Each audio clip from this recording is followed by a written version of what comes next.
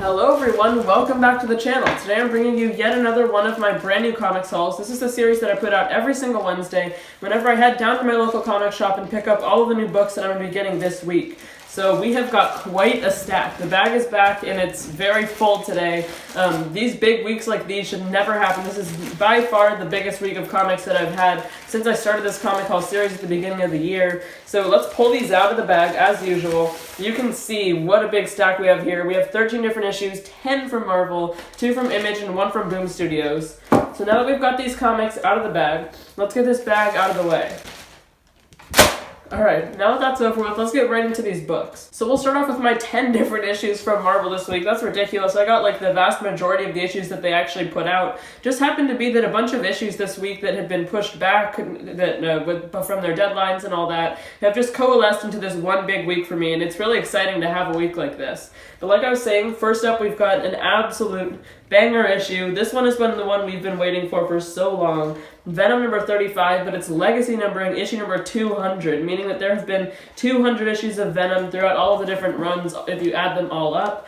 It's a really great cover there by Ryan Stegman, but this is the grand finale to Donny Cates and Ryan Stegman's run on Venom. This one was supposed to come out in April, I think, so it's been pushed back quite a few times. And the reason for the latest time before this issue actually came out for it being delayed was that the printer ran out of paper, because this is a $10 issue. You can see it's kind of a trade paperback format. We even have a spine with the number of up there, legacy number 200, Venom number 35, and we've got an all-star group of creators on here from a bunch of different runs of Venom. We have like Mark Bagley on art, of course Ryan Stegman, the main guy who started the run with Donny Cates a few years ago, Gerardo Sandoval, Ron Lim, a whole bunch of other artists. And of course Al Ewing and Ram V are going to be taking up writing duties starting in November, so this should lead into that pretty nicely. I've heard it also deals with the future and looking into the future of Eddie Brock, his son Dylan, and all of that different stuff that we know from Donny Cates' run. So we'll see how they can wrap it up. I'm sure it's going to be good. I have like 100% confidence that this is going to be a great issue. It's a really big one, so I'm looking forward to reading this one. That's Venom issue number 200. Alright, and now on to the regular Hellfire Gala segment of this video. I'll be doing these segments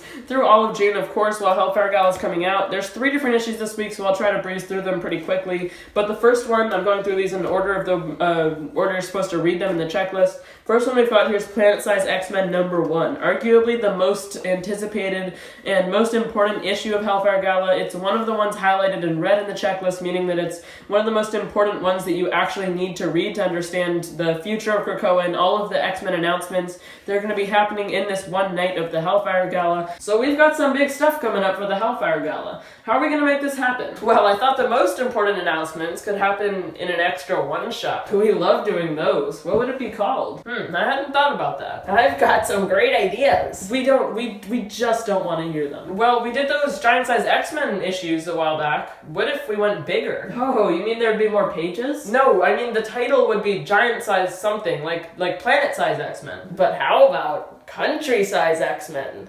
That just makes no sense. I've been doing a weekly review series on this Hellfire Gala, so just like Venom 200, look out for my review of week 3, these 3 issues I'm about to show off. But for this specific issue, it's written by Jerry Duggan, and the art is by Pepe Larraz. They're going to be the creative team on the upcoming X-Men series. Jonathan Hickman's run on X-Men is going to be wrapping up and replaced with a new X-Men team, the official Heroes of Krakoa, and it's just going to be following their adventures with Jerry Duggan and Pepe Larraz as the creative team. So this one will be finally giving us that big reveal that has been teased in Hellfire Gala for these first couple weeks. We saw all of these diplomats and different heroes who were at the Hellfire Gala, their reactions to it in the aftermath in Marauders number 21. And then we saw everything leading up to this big announcement in X-Men number 21, but we didn't actually get the announcement. So I think this time that's what's actually going to be happening. I've heard it has something to do with like aliens possibly and Mars. I'm not going to get into spoilers. I haven't even read it yet, so that would be impossible. But definitely look out for my review of this. I'm super excited to see what is going to happen in this issue. This one along with Venom 200 are probably the books I'm the most excited for out of this big haul this week. And now we've got 2 more for Hellfire Gala. This one here is New Mutants number 19. I used to be a regular buyer of the New Mutants series, but I stopped just a couple issues ago because I wasn't enjoying it quite as much as I did at the beginning when Jonathan Hickman was writing it. But this one is written by Vita Ayala with art by Alex Lins. That's a super cool cover there with all of the New Mutants coming through a Krakoan gate, being greeted by Emma Frost and coming into the Hellfire Gala with a weird like paint style on the cover there. But yeah, nothing special is supposed to happen in this one. It's not one of the more important Hellfire Gala issues, but I've committed to getting this whole night, all 12 of the issues that you're supposed to get to complete the Hellfire Gala. So this one should just be following the New Mutants' point of view, them partying, doing whatever, interacting with other mutants and different heroes, government people who are at the Hellfire Gala. So I'm looking forward to this one because I got New Mutants before. So yeah, it's New Mutants number 19. Alright, and then to close off the Hellfire Gala here, we've got X-Corp number 2.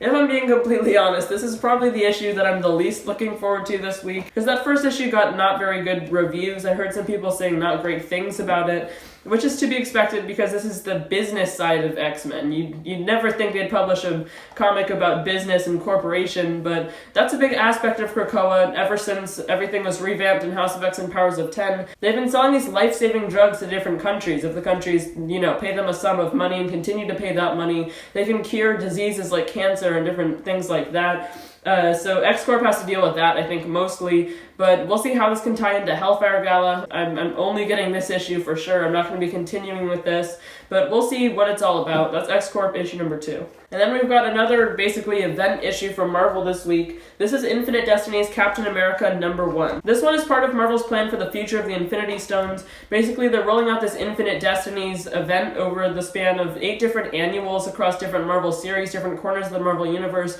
Check out my video I made recapping everything that's going to be coming out for this Infinite Destinies event if you'd like some more information. But I'm going to be giving all of those annuals. A couple weeks ago we got Iron Man annual number 1, and that was actually a really good issue. It tied into the Miles Morales Spider-Man series in a really cool way, and it revealed another stone bearer. Ever since Infinity Wars, that whole Jerry Duggan Cosmic Infinity Stones event, at the end of that, each stone was given a soul of its own, and every stone traveled to a host, basically.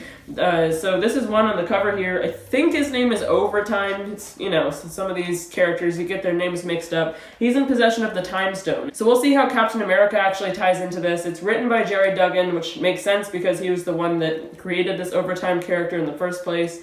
And the art is by, I think, Marcelo Castiello. Sorry if I got that wrong. And finally, the last event issue that we've got for Marvel this week. There's a lot going on. This is Heroes Reborn issue number 7. This is another one of my most anticipated issues of this week that I'm the most excited to read. It's written by Jason Aaron, and it has art by Aaron Cooter and colors by Dean White. This is the second to last issue of this actual Heroes Reborn event, in which we've been seeing the Squadron Supreme of America, who are basically the Avengers of this world where the Avengers never existed. Every issue we've seen a spotlight on a different member of the Squadron Supreme, just a day in their daily lives, fighting all of these different mashup villains that we've gotten in this different Marvel universe, and the Avengers in the background have been assembling to take them down. So as this event comes to its close, I'm excited to read this one because of the great creative team, and then it'll wrap up next week in Heroes Return number 1. So yeah, that's Heroes Reborn number 7. And now just on to the regular ongoing series from Marvel that I've got this week. First one I've got here is Alien number 4. This is another great series. It's exceeded my expectations.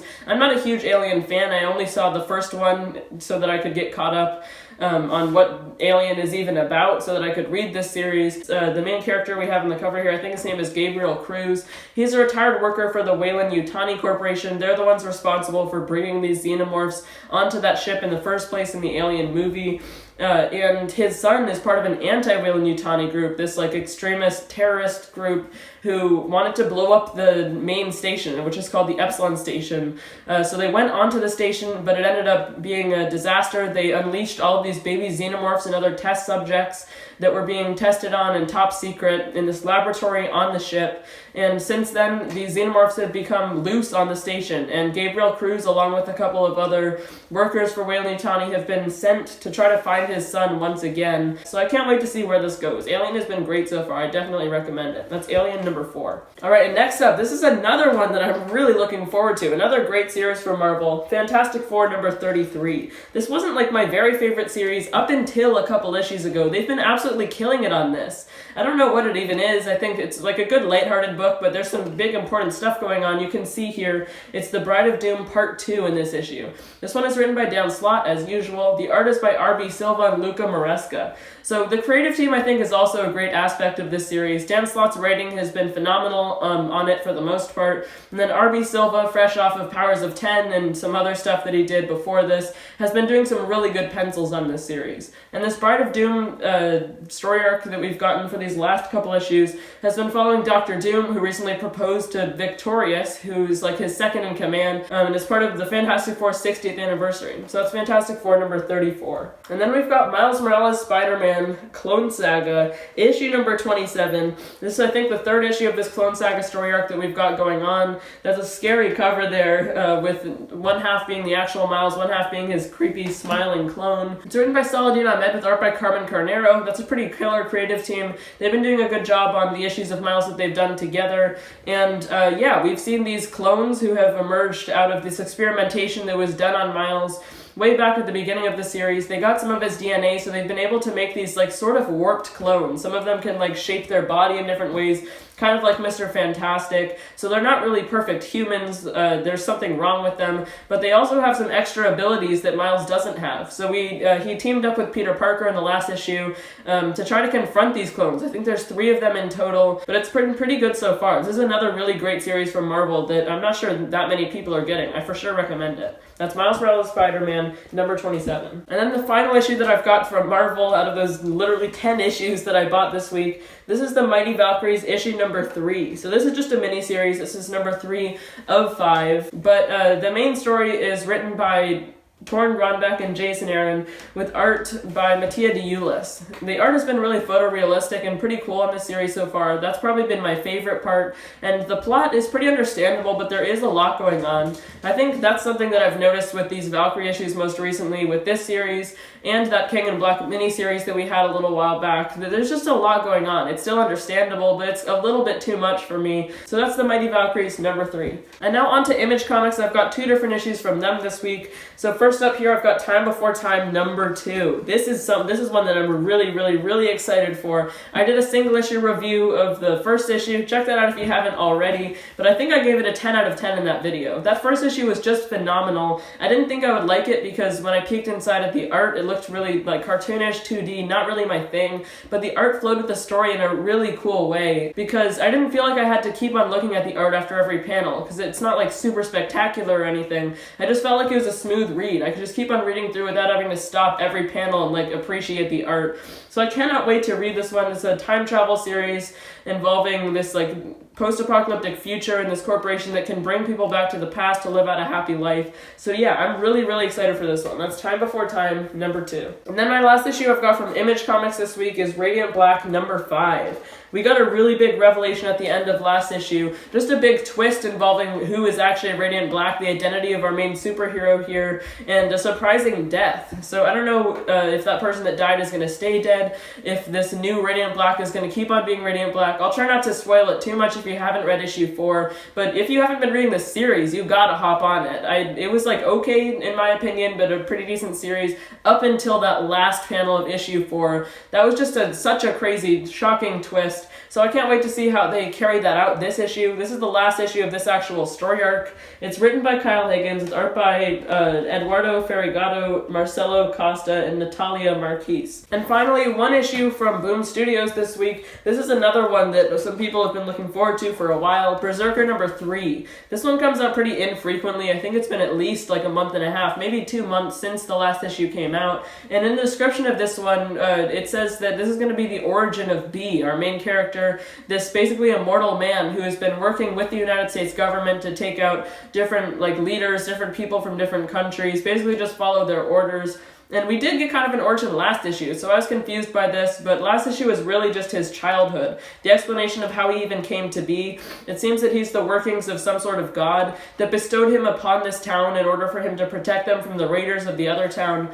So I think this one is supposed to follow the rest of his life. Everything up to where he is now, these hundreds of thousands of years that he's survived, and leading into his adulthood. So this has been a great series so far, a lot better than you might think. Written by Keanu Reeves and Matt Kinn with art by Ron Gardy. I'm excited to see where they go with this. I think this is going to be 12 issues. We'll see what they can do. That's Berserker number 3. Alright, well that's every single one of the brand new issues that I picked up this week. That was an insane haul. I've never gotten that many issues in such a long time. I want to know what you guys got though. Let me know down in the comment section below. Which issue are you looking forward to the very most this week? For me, it's just gotta be Venom 200, but there's so many others I'm looking forward to, like Planet-Size X-Men, Fantastic Four, Time Before Time, a bunch of different really good series that these different companies have been putting out. And before we go, if if you did like the video at all, make sure to subscribe. It's a big red button which is sitting right below the video. You can also hit the notifications bell which is sitting right next to it. You'll be notified every single time I post a new video if you don't want to miss any. So that's everything for me for today. Thank you so much for watching, everyone. Bye, guys.